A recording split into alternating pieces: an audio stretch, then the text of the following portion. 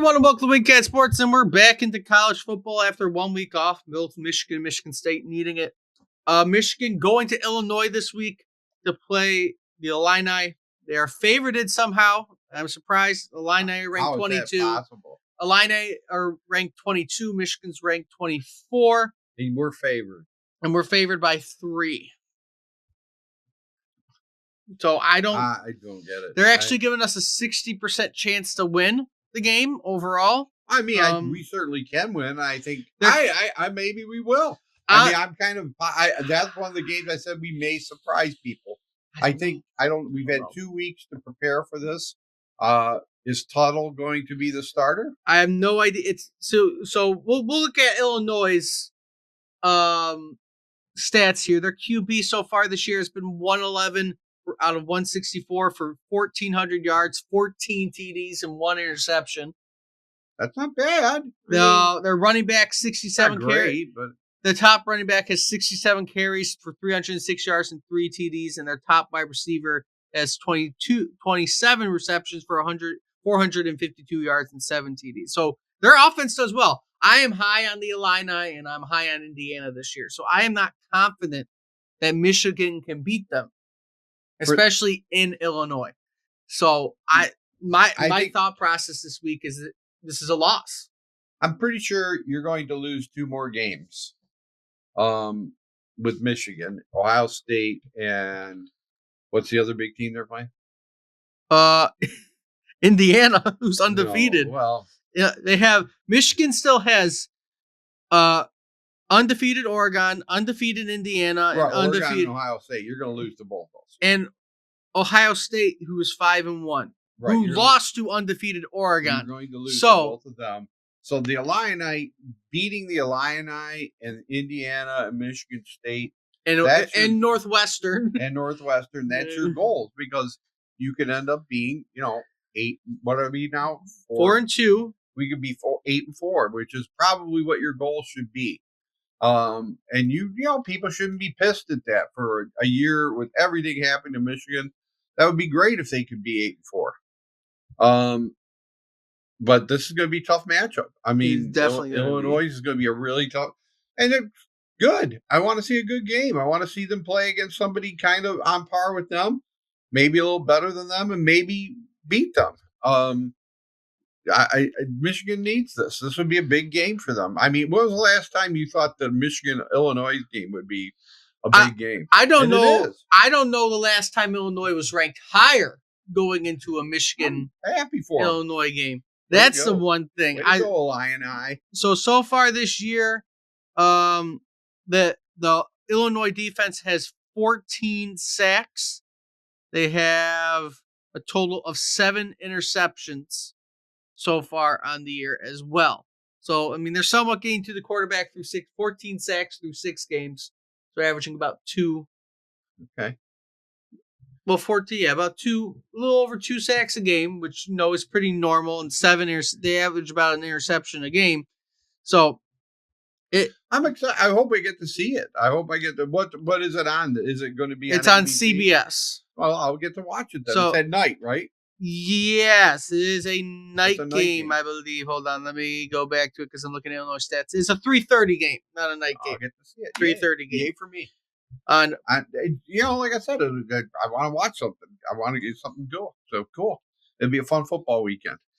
But if I had to give a score prediction, I'm predicting a Michigan loss because again, I said I'm high on Illinois this year. With how they've been playing. I'm going to go with Michigan. I'm going to say it's going to be a close game. I'm going to say they're going to win 27-24.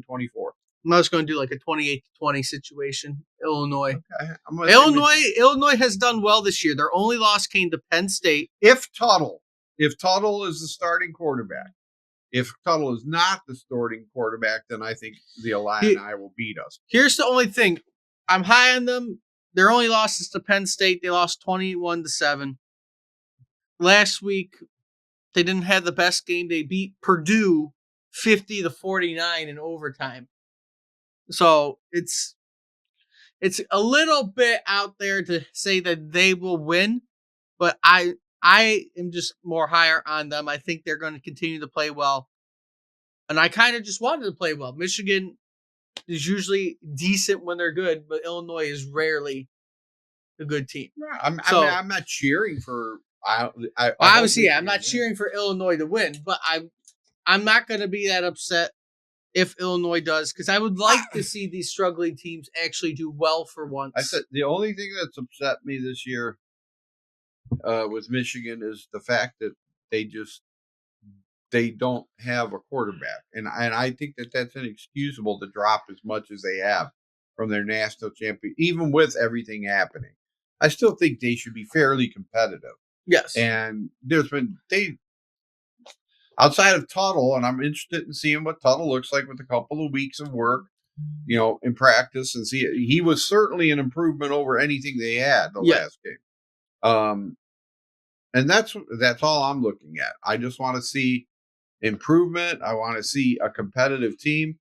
And when they play OSU at the end of the year, I want it to be a competitive game. I don't think they'll win. No, then I wouldn't at all. They might lose by 14 points, but I don't want them to lose by 40 or something like that. I don't want them to be slapped around because I hate Ryan Day so much. I just think that guy. But we'll move on to Michigan State. And looking at it, they're playing Iowa at home. Iowa is favored by 6.5, 41.5 over under. Iowa's usually a good team. Their offense has struggled typically, but they're always really good defensively, and that's probably what is going to kill MSU. Yeah, Iowa's going to win the game. Should win the game. But again, I need to kind of sit down. This will be a fun game to watch. Is it on TV too? It's on NBC or Peacock at 7:30 p.m. So it's a night game. Cool. I can probably, if there isn't a wing game on, I'll watch that. And you got Cade McNamara, who transferred away from Michigan, playing for Iowa still. Cade. We could use him now. I would say we could use him now if he would have stayed on the team. Transfer back, Cade. He's got to be like 25 years old. But Child's still struggling. He's thrown more interceptions than touchdowns. The rushing hasn't been too amazing. I think, again, Michigan State has a bright future. I think they're moving in the right direction. This kid is so young, and he's going to get better. So, I mean, give it a couple years. I think Michigan State's going to be where they need to be. And I'm glad about that, too. I want to see these teams do better. By the way, Cade McNamara is a senior now, so. Yeah, I'd like to see. How old is he? Do you know? I'm assuming he probably is in that 24 age range. He doesn't say his age. He's been in school a long time. But I'm assuming he's at that 24, around that 24 age range. I've always liked Iowa, so, like I said, they're a cool school.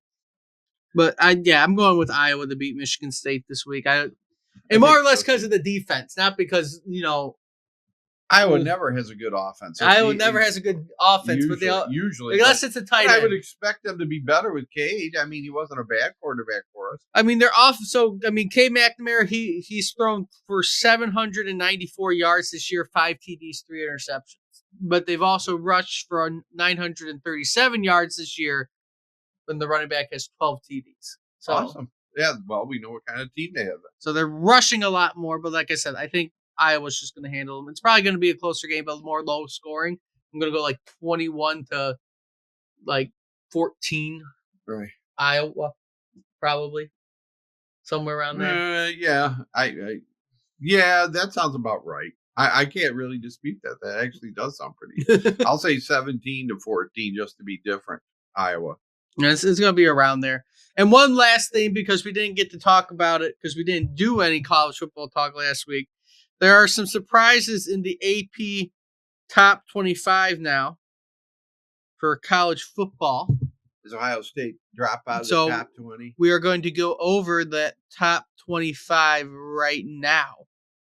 And kind of go over the little bit of surprises that are there. If I can get back to it, because I honestly want to go back to my previous one. But who's in the top 25 overall? And there we go. So, looking at it, Texas still number 1, what we expected. Oregon has jumped to number 2. They were previously 3 after defeating Ohio State. Penn State also jumps in front of Ohio State for 3, while Ohio State drops down to 4. So they didn't really drop too much. They went from 2 to 4. after the loss to Oregon. It was a 1-point loss if it was more than that. Right. And it's bad clock management by Ohio State. As much as I hate them, I think they're probably right there. That's a good spot for them. Continue on, Georgia has moved up to 5. Well, stayed at 5. Miami stays at 6. Alabama stays at 7. LSU has moved up to number 8 from previously being 13 at a 5-1 record. Iowa State moves to 9, moving up from 11. Clemson stays at 10. Tennessee falls to 8 after their defeat of Florida. Notre Dame is sitting at 12, falling from 11. BYU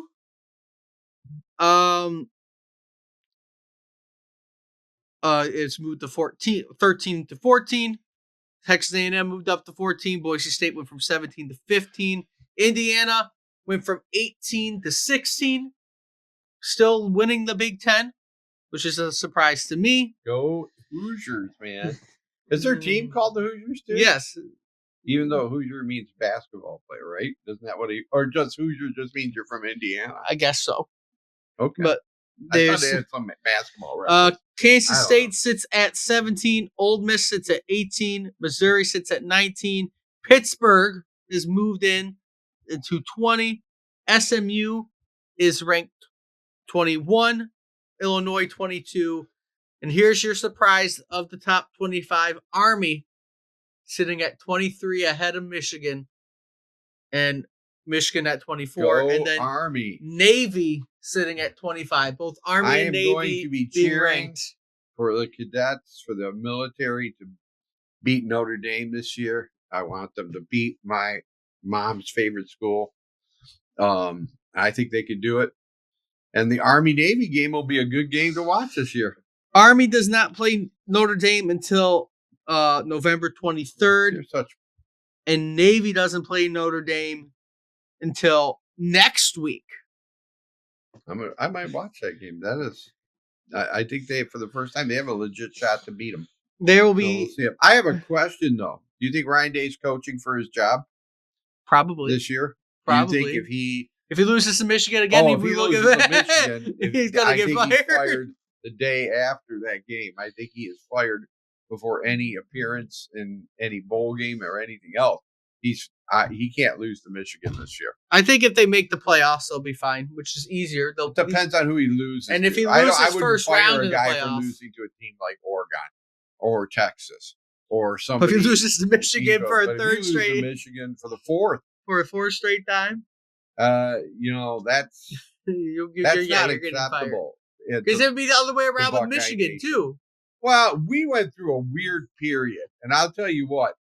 When they got rid of Lloyd Carr, that after that it was just one catastrophe after the next, and Ohio State was very solid behind the bench with their coaching. Tressel, Urban Meyer. I mean, you can't. Two great coaches.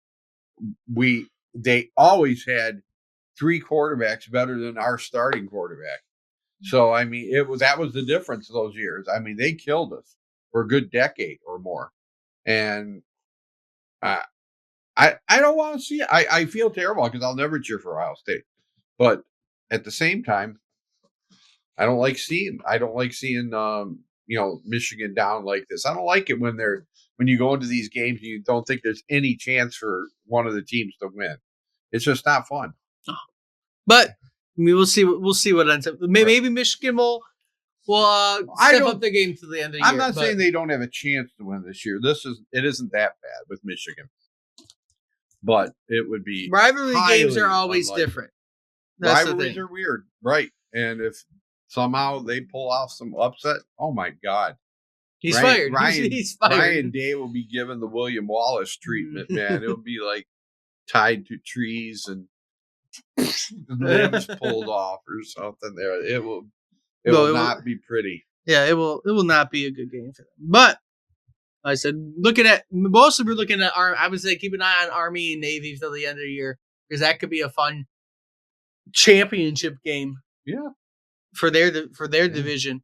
And they might decide and one of them will be in college football playoffs probably if they can manage that. But with all that being said, it has been a longer video than usual. It is long. But with all that being said, if you'd like to see, like, comment, subscribe, share the video around. Let us know what you think about top 25 Michigan State. I didn't think we could talk about Michigan State.